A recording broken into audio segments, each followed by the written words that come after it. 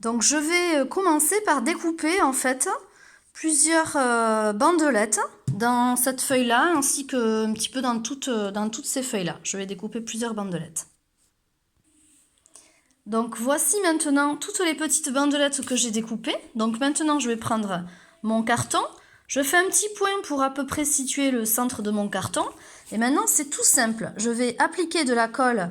Alors moi pour gagner du temps je vais mettre de la colle sur une grande partie ici du carton, sur tout ça par exemple. Je badigeonne de la colle. Et ensuite je vais venir poser les bandelettes, toujours en partant de ce centre, de façon à ce que elles recouvrent tout le carton. Donc je vais ainsi de suite en poser. Alors bien sûr, elles vont être les unes par-dessus les autres, hein, c'est normal. Hein. Je vais tout recouvrir de cette façon.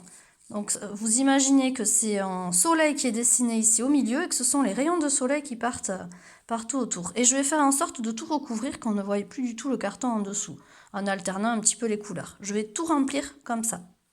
Vous avez bien sûr une deuxième méthode qui consiste à mettre de la colle sur chaque bandelette et à coller chaque bandelette les unes après les autres. Mais moi, c'est vrai que je vais faire une façon un petit peu plus rapide. A tout de suite! Quand vous êtes à ce stade-là et que vous constatez que vous avez encore des petits écarts entre les bandelettes, je vous conseille à ce moment-là de mettre de la colle sur votre bandelette et de venir combler avec cette bandelette en collé. Sinon, vous pouvez aussi remettre de la colle toute cette partie-là et revenir poser par-dessus votre bandelette. Lorsque vous avez fait environ la moitié, je vous conseille de venir donner un petit coup de ciseau ici tout le long en suivant votre carton, car les morceaux de bandelette qui vont nous rester vont peut-être pouvoir nous servir à combler l'autre côté. Bien sûr, il faut qu'ils soient suffisamment longs. Voilà le résultat. Donc j'ai collé tous mes papiers, j'ai tout rempli. Alors vous inquiétez pas, le centre sera peut-être pas très joli, mais bon, c'est pas très grave puisque à cet endroit-là se trouvera le nez de notre chat. Donc c'est pas très important. Donc maintenant je vais passer aux yeux et au nez. Donc vous allez prendre la feuille blanche que je vous conseillais d'avoir au départ. Vous allez la plier en deux, puis on va dessiner un œil. Donc un œil simple, comme vous pouvez, assez grand quand même.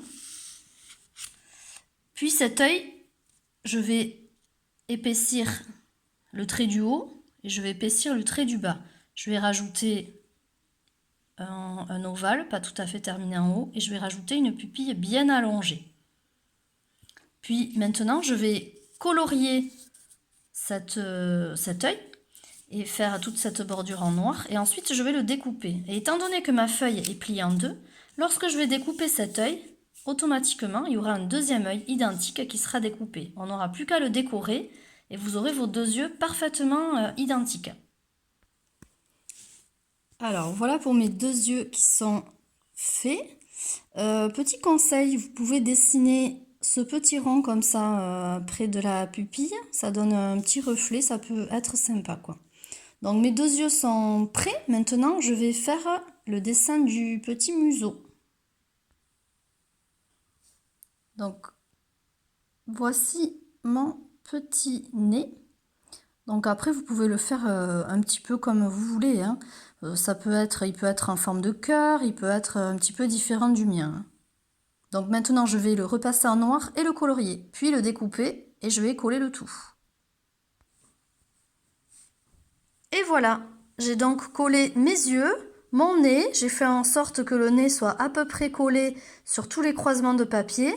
Puis, quand c'est sec, je dessine les petites moustaches et la petite bouche.